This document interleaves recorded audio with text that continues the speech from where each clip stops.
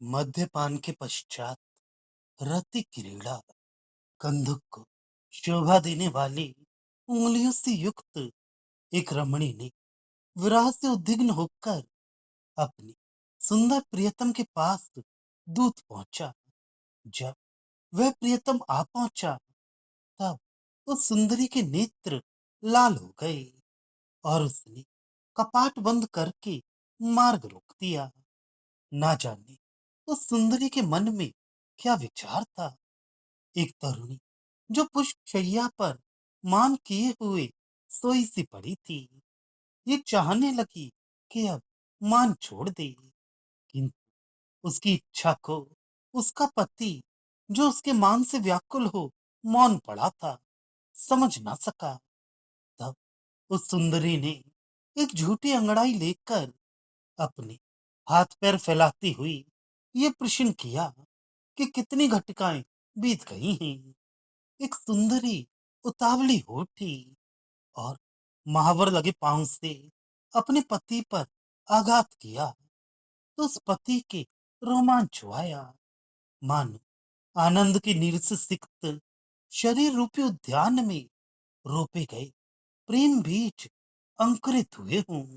शत्रु नरेशों को सताने वाले करवाल का धनी एक वीर रमणी अपनी पत्नी के स्तनों को अपनी प्रकृति के विरुद्ध क्रश हुए देखकर मन में उमंग से भर गया और आनंद के कारण आपे से बाहर हो गया।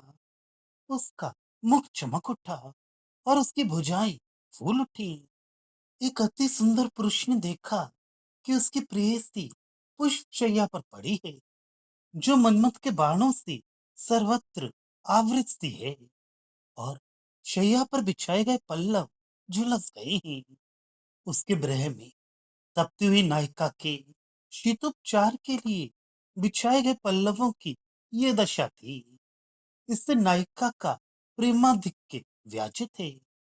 ये देखकर उसका चित्त विभ्रांत हो गया।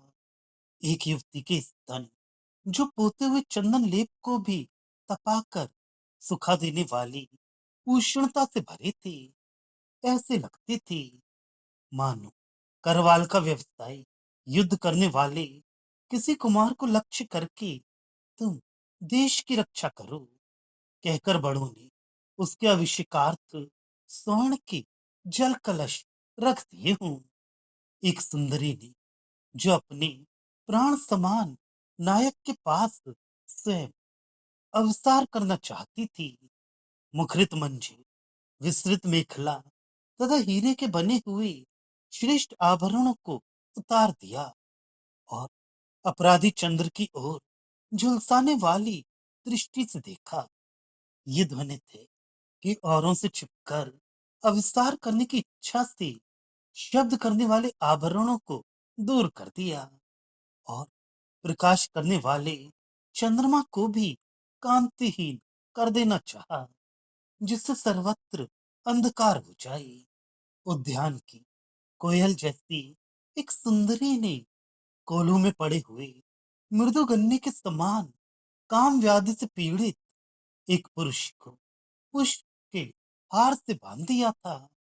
उस पुरुष की वज्र सदृश भुजाएं उस बंधन को तोड़ ना सकी। इस पुष्पहार की भी शक्ति कैसी थी। घने कुतलों वाली एक सुंदरी ने अपनी विरह पीड़ा को जताने के लिए चित्र में स्थित मनमथ को देखकर फिर एक सखी नारी की ओर देखा।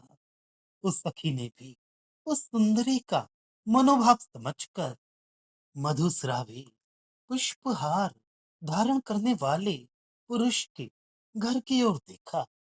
नायिका का ये संकेत है कि वह मनमथ के बाणों से पीड़ित है और सखी उसको बचाई। सखी का संकेत है कि वह उसके प्रियतम को ले आएगी। एक शूलधारी तथा शत्रुओं के प्रति क्रोधी राजा के पास कर्ण का कर्णभूषण पहने हुए मयूर सदृश एक नारी त्वरित गति से जाने लगी। उसे इस प्रकार आने के लिए निमंत्रण देने वाला दूत कौन था। मन को द्रवित करने वाला मध्य था, रात्रि काल था, अथवा मनमथी था, ये विदित नहीं है। पूर्व प्रेम के सामने परास्त हो मान करने वाली अर्धचंद्र सदृश ललाट वाली एक सुंदरी ज्यों ही मेघ सदृश अपने नयनों से अश्रु बहाने लगी, त्यों ही प्रियतम ने आकर पूछा कि तुम्हें क्या हुआ है। तुरंत ही वह हंस उठी और मान को छोड़ बैठी। झुठलाने वाली कटी युक्त अर्थात अति सूक्ष्म कटी वाली एक सुंदरी ने मन से अपने प्रियतम को न हटाती हुई भी आलिंगनबद्ध हाथों को हटा दिया।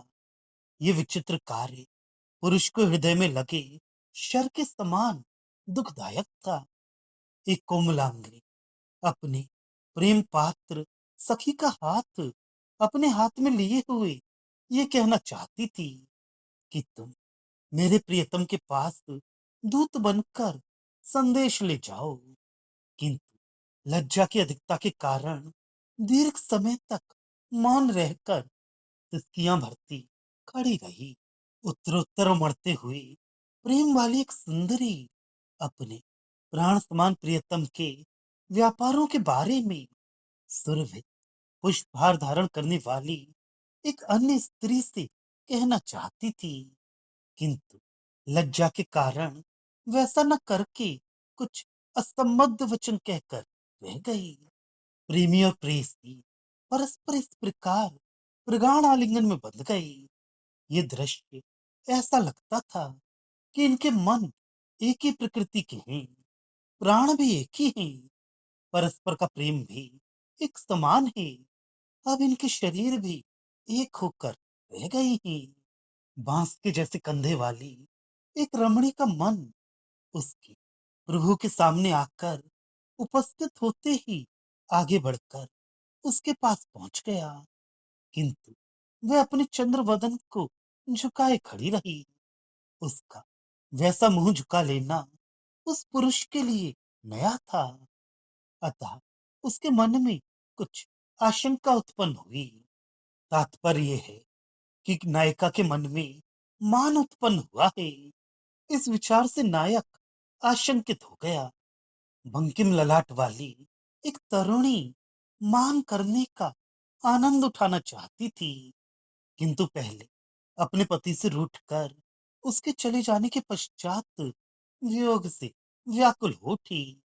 प्रियतम को लाने जाकर भी उस प्रियतम को लिए बिना ही अकेली लौटी हुई सखी मधुर मंदार नील तथा रजनी वेला के जैसे ही उसकी माता की समानता करने लगी, अर्थात वह सखी नायिका को मंदार नील रात्रि तथा माता के समान धिक्कारने लगी। अपने प्रियतम पर दृढ़ प्रेम वाली एक बाला ने अपने पति के निकट भेजी गई दूती के साथ ही अपनी प्रज्ञा को भी भेज दिया और टकटकी लगाई देखती खड़ी रही और दूसरों की कही बात को भी समझ ना सकी। वे इस प्रकार थी मानो संध्या के समय किसी देवता का उस पर आवेश हो गया हो। एक रमणी अपने प्रियतम को भूल नहीं पाती थी। उसके आगमन की प्रतीक्षा करती हुई पुष्पित शाखा सदृश उस बाला के मन में यह दशा हुई मानो जन्म के साथ साथ मृत्यु भी आ गई हो, अर्थात उसके मन में आनंद और दुख दोनों के भाव आते जाते रहते थे। एक क्षण के लिए वह अपने घर से बाहर निकल आती और दूसरे ही क्षण घर के भीतर चली जाती, जैसे बादल के बीच में बिजली चमक चमक कर छिप जाती हो। एक तरुणी वर्णन के लिए दुष्कर स्तनों पर मनमत के शरों की लगने से उत्पन्न तीक्ष्ण व्रणों पर वलय भूषित हस्त रखकर दबाती, रोती, हंसती और अपने दुख बताती हुई किसी नारी के पास जाकर उससे दूती बनने की प्रार्थना करने लगती। एक नारी ये सोचकर कि जो लोग हृदय में उत्पन्न हुई पीड़ा वह दुखी तथा उसके अभावों को पहले से जानते हैं और उन्हें शब्दों में बताना आवश्यक नहीं है। शरीर से स्वेद बहाने लगी, मन से उद्विग्न हो उठी, मिलान हुई और शैया पर लुढ़क गई। फिर अपनी सखी की ओर निहारने लगी। स्तनवती तरुणियों की अपेक्षा 3 गुना अधिक आनंदित हो मन मत उन स्थानों में विचरण करने लगा। कदाचित उसने भी चोर के जैसे उन नर नारियों के मन में घुसकर उनके पिए हुए मद्य का पान किया होगा। मधुगंध से भरे विस्पंदित पुष्पहारों से अलंकृत शिखा वाले युवकों ने रति कला चतुर तरुणियों के वस्त्रों को उतार कर फेंक दिया। फिर भरे हुए विशाल जगन की मेखला को भी अनादर के साथ दूर उठाकर फेंक दिया। जब अप्रकटनीय रहस्य कृत्य होते हैं, तब पटय वाद्य के जैसे वाचाल लोगों को साथ रखना उचित नहीं। स्वर्ण की मनोहर मेखला तथा वस्त्र, इन दोनों बाह्य वस्तुओं को किसी स्त्री ने हटा दिया। इसमें आश्चर्य की क्या बात है, क्योंकि सुंदर ललाट वाली उस तरुणी ने अपने अंतरंग में स्थित लज्जा को भी दूर कर दिया था। अनिर्वचनीय वैराग्य से युक्त दृढ़ चित्त सन्यासी के समान ही अपने अहम को दूर करने की प्रवृत्ति काम में भी होती है ना। अनुपम मनमक समान एक पुरुष तथा पुष्प पर आसीन लक्ष्मी के उपमान बनने योग्य एक तरुणी, दोनों अनंग समर में किसी से कोई हारने वाली नहीं थी।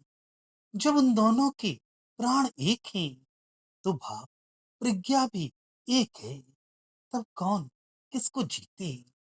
प्राण हरण करने वाली, युद्ध में प्रयुक्त होने वाली, खड़ग समान नैनों वाली एक पिघलवा ने कार्तिकेय के समान अपने सुंदर पति को घने पुष्पारों से भूषित वक्ष को अपने कर कमलों से ढकते हुए देखा और क्रुद्ध होकर कह उठी, तुम अपने मन में स्थित प्राण समान अपनी एक दूसरी प्रियतमा पर पदाघात होने की आशंका से कपट करते हुए अपनी छाती को ढक रहे हो।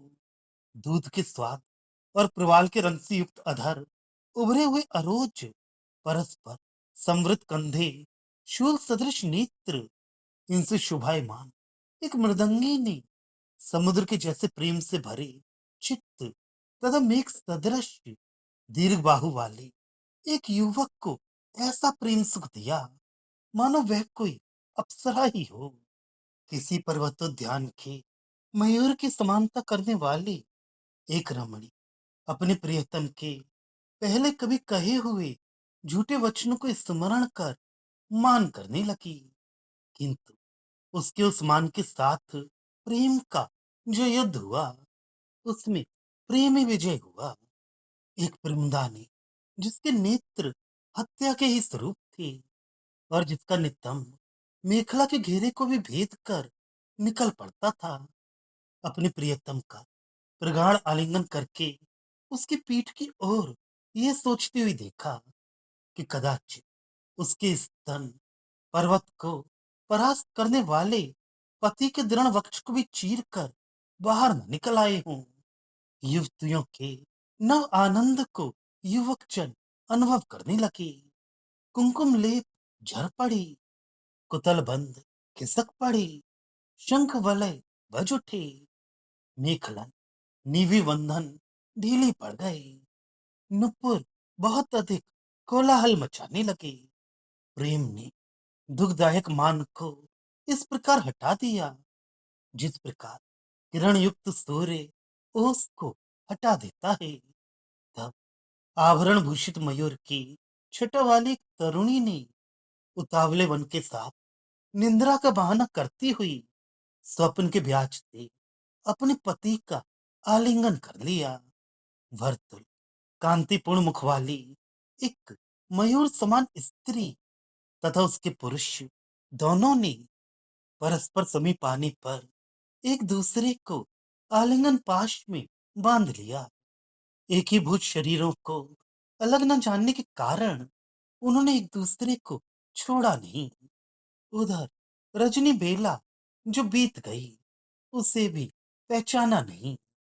अपूर्व उमंग से भरे मत्तगज सदृश पुरुषों तथा काले कुतलों वाली रमणियों के उस समर में वह रात उसी प्रकार कट गई, जिस प्रकार परस्पर संघट्टमान तीन स्तन युग का भार न सहन कर कटी कट जाती है, क्षीण हो जाती है। पुण्य कर्म पूरा न करने वाले व्यक्तियों की मध्यकाल में प्राप्त संपत्ति के समान ही चंद्र अस्त हुआ। विशाल वीचियों से पूर्ण नील समुद्र में सूर्य उसी प्रकार प्रज्वलित हो उदित हुआ, जिस प्रकार परम पुरुष नारायण के वक्ष पर प्रकाशमान कौस्तुभ रत्न हो।